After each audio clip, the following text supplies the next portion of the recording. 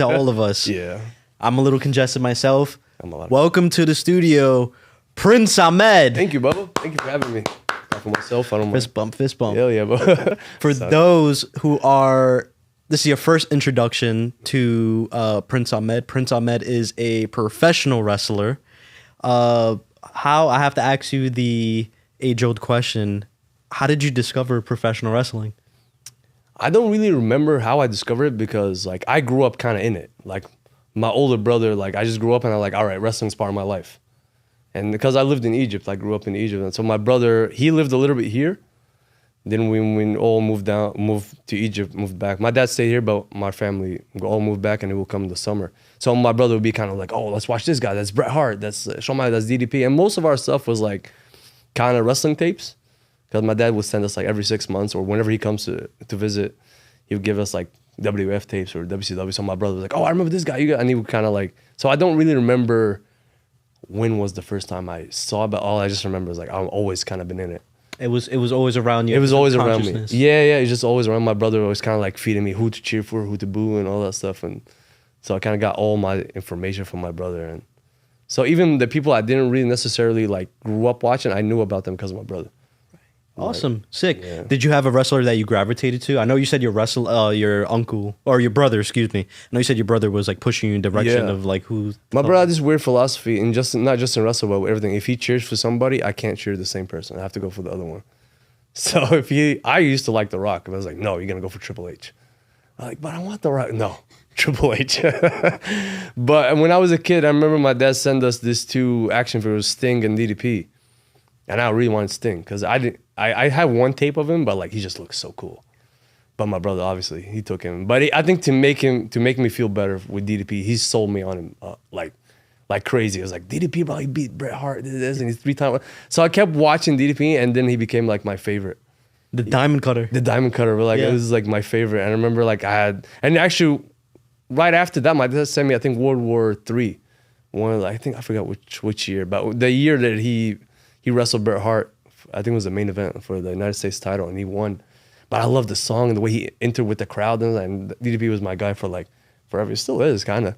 Is this your older brother or younger older brother? Older brother? Yeah. It's funny because when you talk about your brother, I don't have an older brother. I'm the oldest brother. Oh, okay. But I have an uncle that's close in age. Okay. And we had Super Smash Bros. And we had Super Smash Bros. Melee. And we did this kind of like fantasy draft where it's like, you can't play with my team, I can't play with your team. It's something about like older siblings that are like, no, you can't have what I have. But we do the same. Even like when we used to play like Here Comes the Pain or SmackDown, Just Bring It or whatever. Like my brother's, all right, we have our guys, and you have your guys. You can't touch my guys, I can't touch your guys. And like it was the same thing that you're saying, you know? Who's your guys?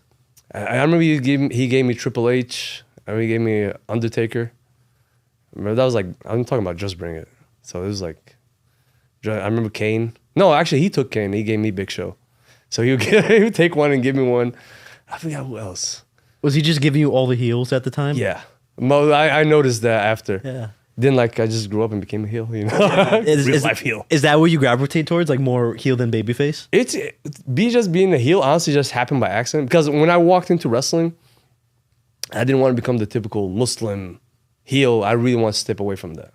I wanted to become, all right, my own thing. And John, even that's why when I walked into Johnny, what I really liked at the beginning is like, we're not going to do the same Arabic crap that everybody does. Like, all right, thank you, Johnny. And it's like, we're going to name me Prince. I'm like, yeah. But you're going to be a babyface, pa. I'm like, all right, hell yeah. And I walked, I remember I did one drill. I was like, everybody telling me, like anybody tells me, oh, just be a heel. I was like, no, I'm going to be a babyface. I don't know nothing. I'm working. I remember we did a drill where like, okay, you have to be a heel. And I did it, and like, there's a guy named Flex, and he was like, "You're a pretty good heel." I was like, "No, I'm not. Yeah, I want to be a baby face. I'm a good baby face." The moment like I walked out, like I remember my first like show, I did like a rumble, and then like there's a Prince Ahmed. I walked out, I was like, "I'm gonna get baby face with my Egyptian flag. Of course, I'm gonna get cheered. Of course, people." Yeah, you got booed, but I gravitated towards it, but it was so fun. Yeah, it was so much fun. I'm like, oh, okay. Being a yeah, heel. it was so fun. I was like, the moment I walked out, like, and Johnny's like, "You're a heel, pa." Yeah, it can't be a babyface. I was like, I know. Were you a heel when you first started? When like in training, I was a babyface. The moment I did my debut in the Rumble, and I walked out, I think it was like the second one or third one to walk out, and people like booed me. And I just played along with it.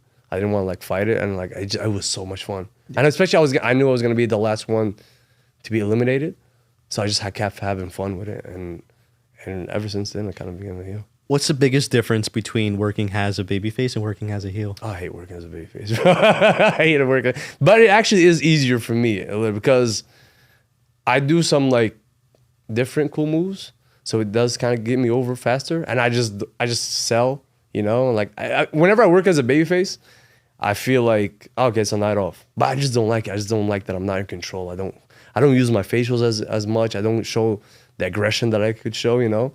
But babyface is mainly like you get sympathy, you know, and you make sure you hit your notes when it's your time, because I feel like a lot of people, especially when I work as a heel, when my babyface would like they sell dead, and when it's their time, okay, for the comeback or for people to cheer for them, they just kind of fall flat. Yeah, and it kills the whole thing. Heels, if I'm correct, right? And you can tell me and inform me and educate me. But heels are the ones that direct most of the match. Yeah. Heels mostly like, especially like if you got a little bit more experience, you're kind of in charge, because you are putting everything. You're kind of telling the story. Like how would you? For me, I always feel like the main thing is, let's say you're the babyface. I'm trying to put you over. I'm trying to make people buy into you. And for order of me to do that, I have to do a lot of work. So I have to make sure you shine, you look pretty good. And at the same time, I have to give you an ass whooping that people, you know, feel bad for you, that they want to see you, like, okay, fight back. And when it's your moment again, you really hit your nose. So I'm kind of working extra. So I kind of have to gauge, you know, how the match will go. At least for me, that's why, okay, maybe I give you a little bit more here, maybe take away from there. You know, I feel like as a heel, you have to really put more of the pieces together to make sure, if that's your mindset, at least for me, to put the babyface over. So you have to do more work. So you have to structure it more. Let's rewind the clock back, right? Yeah. You're back in Egypt. Your father was in America. And Yeah. he would take trips over the summer, right? Yeah. What was life like growing up in Egypt? It was, to me, like, it was just cool. Like, it was just like, you know, you live with your friends, and, you know, I don't know how to really explain it different from there. It was just like, you know, go to school, play soccer. Right. You know, wrestling at that time, it was starting to fade away because my dad's like, okay, he was sending me tapes, but I kind of gravitated towards soccer. It was like less wrestling going around, you know. But for me, I feel like it was very freeing. I don't know, like I could do a lot of stuff there. It's pretty sick. Yeah, which was cool. I didn't know about that until I came here. I'm like, oh, okay, you guys don't really do it much. Yeah, you know? I have a manager that actually was born and raised in Egypt. And oh yeah, yeah. Oh, so like he knows that I'm doing this podcast. Oh, nice. And I was like, oh, I'm having a guest. He's a wrestler. Santi had recommended me, and he's from Egypt, and his eyes just glowed. Oh, I love that. Where's he from? Do you know? I don't know exactly where he's from. I just know he's from Egypt, but I will follow up and send you a DM. Yeah, I remember like this. We used to do some stupid stuff, man. I remember we had one time me and my friend, like in Ramadan, we had like these firecrackers and stuff, and it's just a tradition. And we have like something almost like a van that we use it like a transport, almost like a bus, but we call it micro bus. That's what we call it. Sick. But like it always has the door open in Port Said in my hometown. I remember one time there was nobody in there, and we just like threw a bunch of fireworks. No way. But he kept chasing us. Like he literally like started going the other direction, and we had to like jump inside the school and like hide in. We heard him outside like cursing, waiting for us. So it was like, yeah, these are things like, oh, I thought that was a normal thing everybody does, and like. Well, to be honest, it's. I think it's also a generational thing. Kids now, like 2000s, 2010s, couldn't get away with that. But if you talk with people from the 90s and 80s, probably that's more like they could relate to that. Yeah. Less cameras around in the streets. Oh, absolutely. So you could get away with so much. It was fun. So you spoke about how in Egypt that your kind of love for professional wrestling had faded away a bit. Yeah. Can you tell me when wrestling was like reintroduced to your life, and then that moment of like, hey, I want to pursue this and train? So I remember like I was watching In and Out, or like I would play the video games. And I remember there was a famous like for us he's famous like wrestler. His name Mamdouh Farag, and he had like a TV show, and he would come. But then after that, you know, I wouldn't really watch. But then like I really stopped. I just like focused all on soccer. I just like even play, and you know, and like for a little bit, my dream was to become a soccer player, which I wasn't. I was all right, but I wasn't like nowhere like near pro level until my brother went to college. And he will come on the weekends. I remember he was like, oh, Rock is back. I'm like, oh, that was, I think, around WrestleMania 27. I'm like, oh, okay. And I remember, like, one of my last people that I saw was CM Punk, like, that I knew about. That before I completely stopped wrestling. Then I saw like Punk was wrestling Randy Orton. I was like, oh shit. I'm like, okay. Then like I start, from there watch Rock and Cena and like moving to the next year, and like, little by little start getting hooked back in it, and then like I just fully like How? and I'm sorry to interrupt, but like for the longest time also didn't have internet, so most of my information was like either tapes or like CTV. I didn't get like internet until I was like in high school. So the wrestling you were receiving was like probably wrestling from a while ago. Yeah, like from a months while back. ago, that wasn't really up to date. So, and even like in TV when we had it, when they started streaming it, it was a week behind, and it was like only an hour or an hour and a half, something like that. So I remember like something was off because you feel like the edit was not right, Yeah. So that's why like I stopped. But once like okay, I think it all kind of happened same time when my brother came and he brought WrestleMania 27 and The Rock. And then like I remember he had like this little like almost like hard drive that had like internet in it. So I was like, okay, and little by little, okay, we got internet and stuff. And then I started like looking into wrestling again and fell in love with it. And then, How could you not fall Yeah, in yeah, love it with was that it's great. gear build with the Rock yeah, and John yeah, Cena? yeah. And you know? especially like, I was like, oh man, that's a dream match. And Yeah. watching The Rock back. And I was so excited just to finally watch like a WrestleMania live. Not live, but like just yeah, like watch not it. like old. Yeah, not like I recorded. was like I remember I was stayed up like 3 a.m. I'm like, oh, I'm watching wrestling, Started to steal the links and stuff. I gotta ask, who were you rooting for at the time? It was The Rock. 100% Yeah. Rock, yeah. Wow. How could you not? Right. Yeah, bro. Like Rock was my guy, and I was just like, oh, yeah, just see. I was so happy that I could say to my family that I watched The Rock, even though it wasn't live. But like to me, it was like, all right, I'm watching it. It's happening right now in America. Yeah, Yeah. In person, but live. yeah, like that. Like I mean, I was in backstage with the Cena's last Raw appearance. I was doing they invited me to do the extra work thing, and I was like, oh shit, like Cena's here. Like wow, I get to experience that. And what was that like? It was awesome. It was just crazy, like seeing, like, because I don't know if that was my first time there. I think it was actually my first, like, because I did a tryout with Gabe Sapolsky, and he liked it. And then, like, I think a month or two after, like, he's like, "Do you want to do Madison Square Garden?" I was like, "Oh yeah, of course." Yeah. And then I go and like, I didn't know at that time, but they advertised it to be like Cena's last like Raw, and I'm like, so just being there, seeing him, like, wow, bro.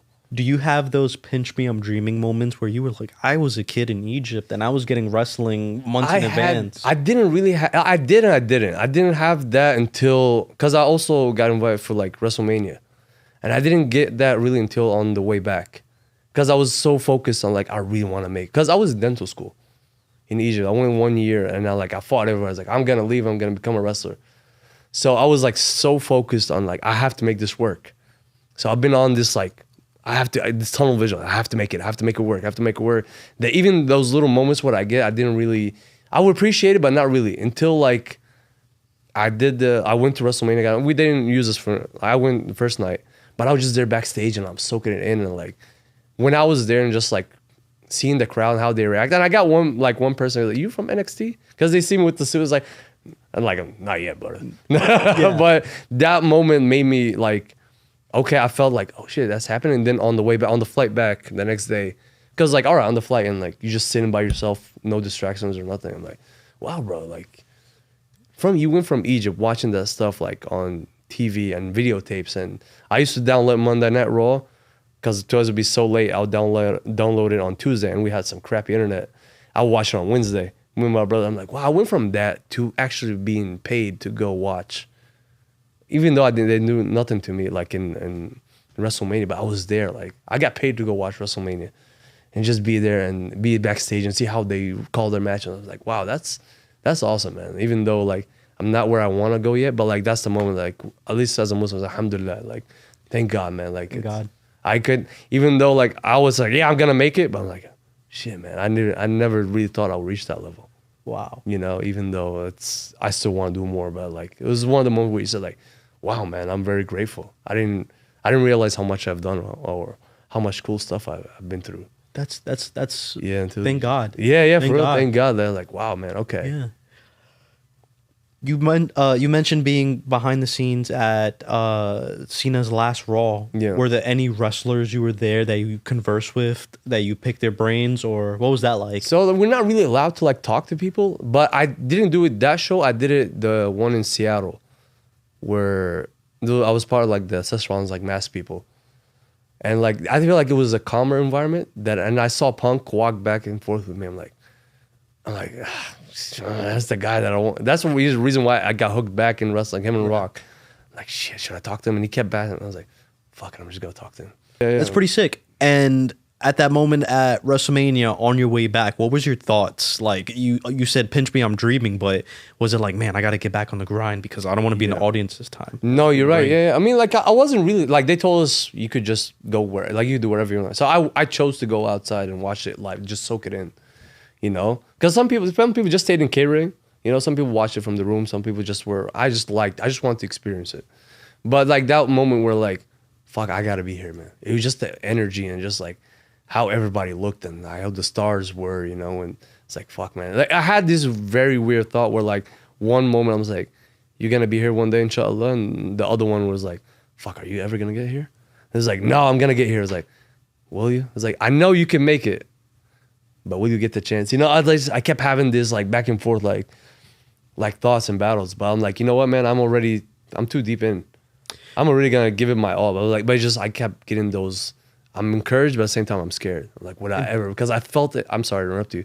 I never wanted it more until more than when I was out there. Just feeling the crowd and, you know, and especially when that guy came, I was like, "Are you part of NXT?" I'm like, it made me. I was like, "Fuck, I want to get there." You know, it's called imposter syndrome. And I want to hear why. Why did at that moment were you having imposter syndrome? What was the doubt? Especially knowing your story of how far you came already. I don't know. I kind of feel like I always have. I don't know. I just don't trust. Like people's like, "Oh, you good?" And I kind of fake it. I was like, "Yeah, I'm good." But I'm like in my heart, I'm like, "Fuck, I got a lot more work to do." You know. And I always say like I'm not the best, but like nobody's better than me. You know. It kind of keeps me humble, but at the same time it gasses me up. Right. You know. But I don't know. I just feel like, to me, I feel like, will I ever get that chance to really prove myself? Because I feel like, alhamdulillah, I've reached to a point where I am confident in myself, but I'm just like, fuck, but will other people see that? You know, will other people give me the opportunity? Right. Which I had some opportunities before, I had some trials before, but, you know. Big jump from being a dentist to wanting to pursue professional wrestling, right? Yeah. Where did that change come from? It came like, because my older brother that I was talking about, he's a dentist. So I'm like, all right, in Egypt, there's no wrestling school, there's no wrestling. So you have to do, okay, the logical thing, become a dentist. So I applied and then like my college was the first year that it opened. It was kind of really in the middle of the desert. At that time, there wasn't really anything around it. So I had a lot of nothing to do, you know, and I just kept thinking, I'm like, is that what you want to do, Ahmed? You know, is that you really want to be a dentist? And we don't really have nothing to do out there. And like most of the time the power's out and so you just like kind of sitting there with your friends, yeah, but you sit there and think a lot. I'm like, all right. And I kept kind of balancing it. Like, let's say if I am a very successful dentist and a kind of mediocre wrestler, would you be more happy here or there? And everything kept kind of falling to wrestling. I'm like, all right, like, let's say you make this money and blah, blah, blah, and all that stuff. Like, you're a famous dentist, but you're not, your heart is not really in it. You're not passionate about. Right. But wrestling, you could like grind, you could try to be more than the regular, you know, just the average Joe. Because especially in Egypt, like if you don't tell people I want to be like a doctor or engineer or a officer, then you're a loser, kind of. That's their mindset, unfortunately, for the longest time. To say you're a wrestler, oh boy. I remember people used to, once I said it, someone was like coming out. Like once I said it, people was like, they called me crazy. People thought like I had black magic on me. People were like, oh, he's a failure. Don't be like him. I remember one of my cousins, she told her kid, it was like, don't be like Ahmed, you know, like he lost his mind, you know? Isn't that the like background story for a lot of successful wrestlers? It's like, I went to tell my family and they all thought I was crazy until I got it. Yeah, for real. And I think my mother was the only one that really, okay, at least conversed with me, talked to me. Yeah. The other ones would just put me down. And my mother was like, okay, so what? And I will speak and I'll tell her, I want to do this, I want to do that, blah, blah, blah. And she's like, all right, if you believe in it, God bless you. Give it your all. Give it a try. Give it a try. But because I had to, but it wasn't as easy because even though I had my citizenship, because my whole family is American also, the dual citizenship, but because I lived my whole life in Egypt, I have to still work everything. Right. Like I'm just an immigrant. I work. It took me like 2 years to finish my paperwork. Wow. It's like if you want to, like, you know, because you are gonna kill 2 years, so no college, nothing, you know, and you're gonna just going back and forth to trying to finish your paperwork. And I remember I got like this little, almost like I don't know how you say it, but from the army that I'm allowed to get out of the country within 7 days. So I had to book the flight and everything, you know. My dad, like, even though he was mad at me, he still booked me a flight, you know. But I had to do it, you know. It's just like in my head, like, you know what, man, at least I know in my heart, like, I'm not doing really anything wrong, you know, as long as I'm being a good person, you know, and I'm Muslim, I'm praying and I'm doing my thing. Like, all right, I know Allah's gonna look out for me, and let me just give this a try. I'd rather try with that and fail than just be a regular dentist, you know. Do you regret that decision now? No, not at all, never, because like, it's just I've been like, I don't know, I experienced so much, and like there's people that I watched my videotapes that wrestle, like Crowbar from WCW. I'm like, when I went last year and I like I found my VCR and like I found my wrestling, and the first match was Crowbar. I'm like, wow. And I called my older brother, he was there with me. So Yusuf, like, I just wrestled him like last March. That's crazy. And like Vampiro also was one of the people that I got to work with. And it was like these little moments, like, fuck, man. Like I felt myself going to a time machine. She was like, wow, man, I would never thought, like, same kid that's watching these guys on the VCR is gonna one day actually wrestle them, or some of them I'm gonna interact with them, you know, like Triple H and all these guys, like just be around them and talk to them. And I'm like, shit, man, how can I regret that? You know, it's at least I'm trying to do something that's, you know. What would you now, Ahmed, say to your younger self? the one that was waiting to make that decision. I just keep on, brother. Like, because I feel like back in the day I had the good mindset. It was just like, just keep going. Just don't worry about it. You know, don't worry about it. There's some times where I'll fold it and I was like, no, just keep going. It's gonna work out. It's gonna work out, you know. Hell yeah. But also, one of the advice I would tell is like, enjoy the process more, because there was a period that I really didn't. I just like was so focused that I didn't enjoy most of it, or I was just so focused that I want to reach to the high level that, like I was telling you earlier, that I didn't notice like how much I've done.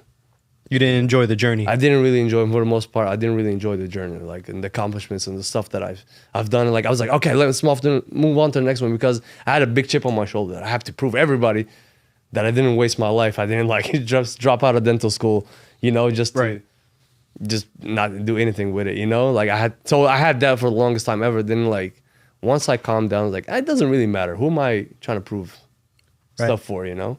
Right. You know, as long, like, thank God I'm paying everything myself, and I'm taking care of myself and my family and stuff. So I'm like, nobody really has a say. That's awesome. You know, from making the trip, or from making the decision to leave Egypt to pursue your dream, how did you find a professional wrestling school to train at? So I knew my dad lived in New York, but I didn't really know anything about New York. I thought New York was just one thing. So I would see these schools like in Albany. I thought like everything like is, because in Egypt, like my hometown is very small, and even the big cities are still kind of smallish compared to here. So I was like, my dad, like, I asked mom, I was like, where's he at? I was like, he lives in Brooklyn. So I was like, oh, Brooklyn schools, and I found Johnny Rods. I'm like, okay, Johnny, like Dudley Boys, okay. Like, and I seen you go through the resume and stuff. It's like, oh wow, okay. And I'm like, all right, I guess we're going with that. I remember like I tried to shoot him a message when I was in Egypt, but he never got back to me. So I'm like, but I had to lie to them. I was like, I talked to them and they're fine. They're gonna interview me and stuff. And I remember the moment I came in, I called him, and I think what was it? Was it 2 weeks? No, a week after I came from Egypt. And I had no idea what I was doing. I had a crappy phone on me that would die every like half an hour. I remember, and it did die on me on the subway. And I was like, I was trying to figure out the subway and how to make it work. And I just got out by accident at York Street. I'm like, oh, and my phone died. I'm like, shit, I hope I find. I just kept walking around until by luck I saw two guys who have like knee pads and boots, and they were going through a car, and I was like, bro, are you guys wrestlers? He's like, yeah. I was like, oh, is that Johnny Rossman? He's like, yeah, and they took me in there, and like I had to sit down with Johnny for like a couple of hours, like if you know anything about Johnny, you know. And then like at the end, he's like, "Pa, I need $3,000." I'm like, oh, I got 200. I'm like, I was like, can I finance it? And he's like, no, Pa, you gotta give me the whole thing. I'm like, oh shit. All right, so now I gotta figure out how to. But at least I'm here. At least I was like, but I'm accepted and everything. He's like, yeah, Pa, just bring me the money or you train. Like, oh shit, okay, so now it's just the money. Because in my head, I was like, am I too small? Do I need to be like juiced up? And like, I don't know how the process is. Then once it's like, yeah, just bring me the money. Okay, it's a money issue. Okay, then I don't know, it took me forever to like save it up. Then when I came back, I was like, shit, you're back. Did you have any jobs? I worked, my first job was here as a, what do you call it? Stock boy. And I didn't know nothing there. And I was like, all right, I'm gonna work. And then I didn't know like there was a minimum wage and stuff. They gave me like $9 an hour, which I didn't know this. I was like, oh, I guess $9, that's all right. That's what people do. He was like, no, you're supposed to get more than that. And I looked at my first check and it was like $150. I'm like, oh shit, I've been busting my ass for $150. Wow. And then I told my dad, like, can I? And my dad was like, at that time, he was kind of disappointed at me because, like, and he has the right. Like, at that time, I was like very much like emotional. I was like 19 or something. Yeah, I was like, can I work with you? So, all right, okay. And I kind of just me and him, I kept working with him, construction. That's where the whole world came from. Yeah, Santi. Wow, what a story. But also, running into the wrestlers with the knee pads, it's like almost you have like a guiding light everywhere you go. That's like, alhamdulillah, that's what I keep saying, because you do get those doubts. Like, did I do the right decision? Like, no. I'm in a point now where I don't really look at it that way. Like, if it happened, then it meant to be, right. And you learn from your mistakes. So at that time, I was like, did I do the right thing? Okay, what you said, I'm like, okay, if I wasn't meant to find them, like, because it's a crazy chance that you see two guys with knee pads in the street. So like, okay, then it means that, okay, maybe we call khair, which means like good. Maybe there's good into it, That's awesome. Yeah, That's it's pretty cool. And you pay the $3,000. Yeah. You train under Johnny Rods. What was that first bump like? Oh my Lord. I was like, why did I do this? Shit, why didn't my brother brought me like another soccer game or something, Wow. All I kept thinking was like, how do these guys take choke slams? And especially Johnny has a rough ring. Johnny has like an old school, like, it's almost like this table you get. I was like, oh, all right. Okay, that's how I'm supposed to feel. All right. It knocks the wind out of you. It took me forever to not get the wind knocked out of me. Then I was like, oh, fuck, man. I'm too deep. I got to do it. But really, the first bumps, I was like, shit, man, that hurt like a bitch. Yeah. And hitting those ropes, I remember, and especially like Santi makes fun of me for it because I hit almost like the Hogan way. Yeah. The old school. Oh, the arm. Yeah, I just like it because Johnny switched to boxing ropes. And if you run flat back, you're going to flip over. So you kind of have to do the Hogan. Yeah. So I got used to that. So when I did that with cables, I remember for the longest time, like I couldn't I was like doing the Mick Foley. I was like going sideways with it. What pushed you to keep going? The first bump? Because I remember when I took my first bump and I was just doing it for the experience. And I was just like, I'm not doing another drill after that. Like, I'm good. But it amplified my respect for professional wrestling. Oh, that's awesome, man. You have a strong drive. So when you took that first bump in your head, what's going on? You're like, wow, we got to push through it, bro. Like, I got to push through it. Whatever. This is what you wanted. That's what you wanted. You got to pay the price, whatever you wanted, Yeah. Like, there's no backing out. And that's one thing, like, I will always, if I'm committed to it, I try not to back off. Like, we're in it now. We're going to, until the wheels fall off. We're going to ride this through. And there's no, because I remember, like, it's almost like when you eat a gum, like, you just, like, spit it out. Like, it's not like a gum, like, oh, the sugar's up. What a metaphor for life. Things are gum. Yeah. When the flavor's gone, spit it out. No, man. You just got to keep going. And the gum of wrestling has never lost its flavor. It never lost its flavor. Yeah. There you go. Yeah, sick. So, all right, after training with Johnny Rods and taking your first bump, what was your first match like? How did you find out? Were you nervous? I remember, I was doing very good at training, but Johnny wouldn't put me in a match for some reason. Like, all right. And Johnny had a lot of tests like that. We'll see how we do. Because Johnny, back in the day, used to be the tryout of WWE. We used to test people, their attitudes or whatever. So Johnny, I think he was like, see how would I would do, how would I react. And then it just kept happening. And then one day it was like, oh, all right, you're going to be in the Rumble. I'm like, oh shit, okay, finally, goddamn it. That took me forever to get that spot. And then I was telling you earlier, like, I'm going to be the biggest babyface ever. Walked out, became a heel. And usually, you would do a couple of Rumbles. Like, Johnny would start you off as a referee. Then you do a Rumble. Then you work 6-man, then tag. He will work you 4-way, 3-way, then singles. You kind of that's your final test, kind of. And I went from and Johnny would usually keep you in Rumbles for a little bit. But I remember I did that first one, and he was All right, probably gonna do not even a 6-man. I think like I went like straight into tag after, which was a very cool. Like, okay, I think I'm doing the right thing, you know. And now you're taking F5s from Brock Lesnar. Yeah. What was that like? That was looked crazy. gnarly. That was because it wasn't planned. It just happened. I know we were like, they told you just take the clothesline from Uba and you're just gonna fuck off kind of to the side. Am I allowed to curse? Yeah, no, good. No. He's telling you know, just like sell to the side. So and the clothesline killed me, bro. He murdered me with that clothesline. I was like, all right, he's gonna give me the buddy shit. I walked in all face up and he just like knocked my face off. And then like, so I was selling. Then I kept looking at the big screen on the gardens, like, and I looked and like, and when I saw, I was like, oh, Brock is gonna be. I was next to me. Oh shit, okay. So I'm kind of like just looking at Brock, just kind of in a way drinking him in. It's like, oh, man, it's massive. Then I see him walking. I'm trying to clear a way for him so he don't trip on me and get pissed off. But I don't know if because I did that it caught his eye. But and he walked back and he looked at me. I'm like, oh shit, he looked at me. And then like they don't get that on camera. Then he looks back. I'm like, oh fuck, he's gonna. And just the way he jumped at me, I was like, oh, that's how people die from bears or sharks or whatever. That's a shark attack right there. Yeah. And and when he grabbed man. me, yeah, very massive. I'm like, fuck. And when the way he grabbed me, I thought he was gonna clothesline me at first. I'm like, oh, he's gonna kill me. And then I wasn't sure because the way he grabbed me, it wasn't like a clean like jerk. He just kind of pulled me to him. So I don't know if he's gonna like clothesline me, he's gonna German me, he's gonna like belly to belly.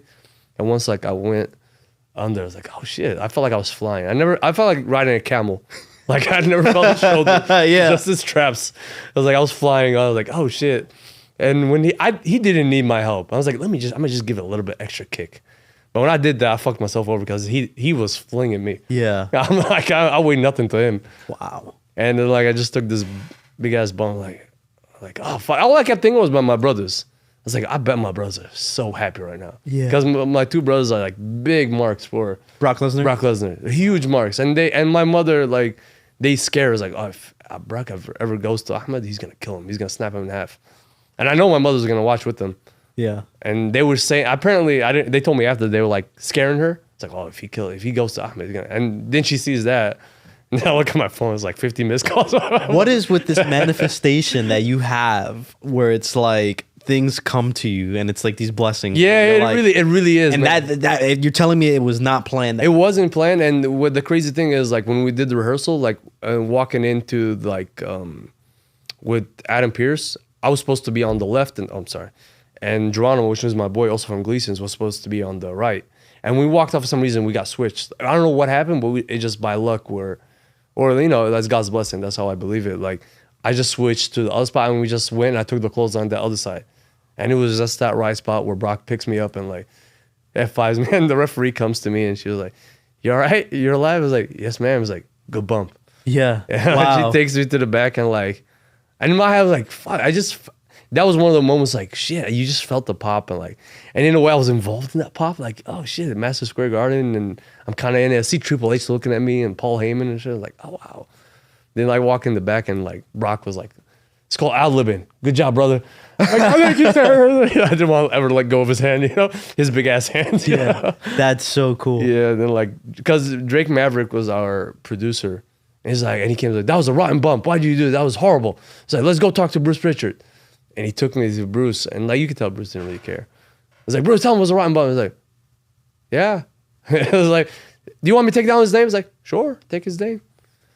And like, he's like, I'm just fucking with you, mate. Good job. Wow. He was like, give me a handshake and like, let me write my name down and stuff. And did your heart drop for a second where you were like, I kind of had a feeling he was messing with me. I'm not gonna lie, I did have a feeling, but I was like, fuck, maybe he's not. Because when he took me to Bruce, like, maybe he's not. Because like everybody's putting me over, even like, all right, if Brock Lesnar liked it, and you don't like it, then I don't know. But once he told me, it was like, maybe he's not. You just, you know, you get in your own head and like, maybe he's not joking. Fuck, I don't know. But I did have that moment, like, fuck, maybe he's right. I don't know. Shit, I'm banned forever. And then like, you know. That's so sick. Yeah, it was very cool. You know? That's beautiful. That was the moment for me. Like, oh shit, okay. Must have ranked up a lot of good karma. Yeah. I was very blessed with that moment. Like in my head, like any time, like people were like, oh man, you have, because it was a little bit like people will put it to us like, oh, I have bad luck. Some people in my family, I was like, nah, man, look what happened, bro. Look how God is treating me. Right. And I like none of that was supposed to happen. Like, and it just, I was at the right time and I wasn't even supposed to be in that spot. But we got switched and I got closed on the left side instead of the right or something. And he just found me, and he decided to find me for some reason. Where do you find all this positivity from? Just give me faith in God, you know, because I feel like if you look at it in the wrong way, you're right, and if you look at it the right way, you're still right. Like, okay, like if you think your life is shit, you're right. If you think your life is beautiful, you're right. So you just pick that, you know, you have to pick which road you're gonna take down. And I choose just to go with all right, I'm gonna count my blessing. Speaking on which road to go on, what is Ahmed's road? What are you foreseeing in the future for you? Any wrestlers you would like to wrestle, places you would like to be? I really, and it sounds corny, but I really want to go everywhere.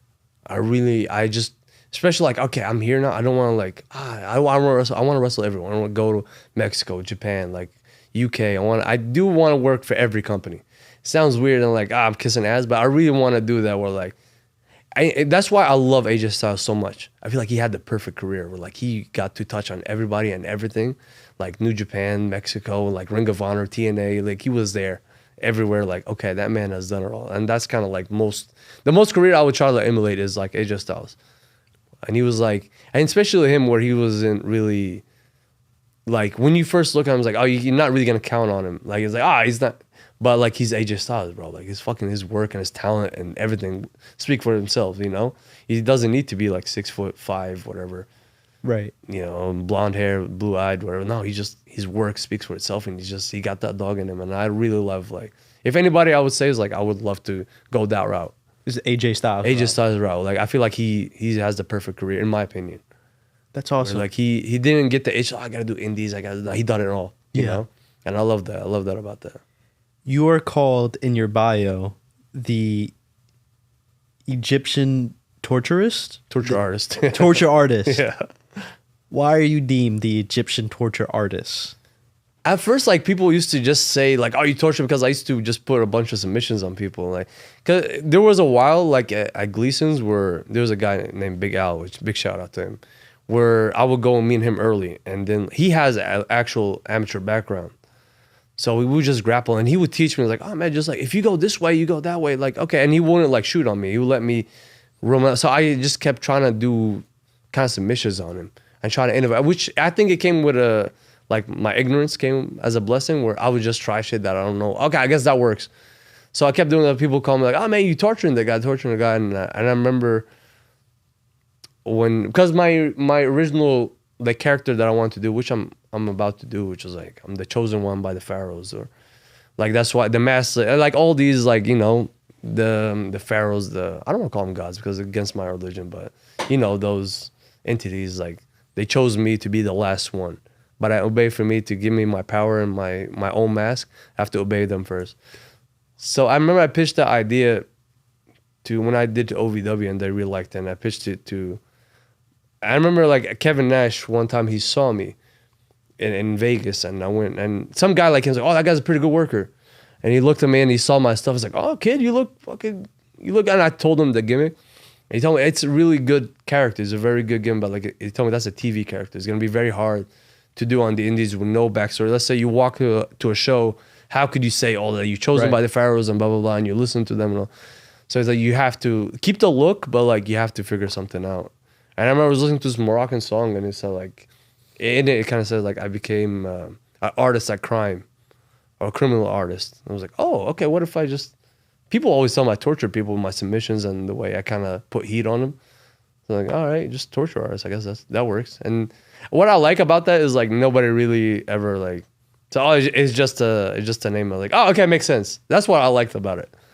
Well, like I never was like, it's just it's just a name that doesn't fit.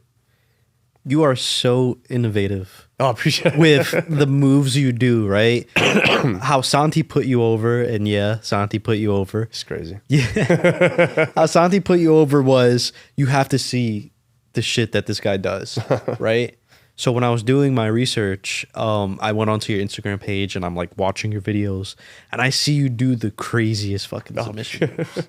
Like how are you like replicating these things? Are you just sitting at home and like, well, if I grab the leg and then bend it over here and do this, how are you coming up with these submissions? Like for the most part, like it just comes to my mind. Like it just comes at the moment. Most of them, or especially like if I'm training and I'm like just grappling or chaining or whatever. I just like the freedom of it. That I don't think about it. I just like, let me see. And I think because I don't really want to do something that's done before, so that forces me to go a different route. Okay, let me just grab the arm. Okay, this arm is free.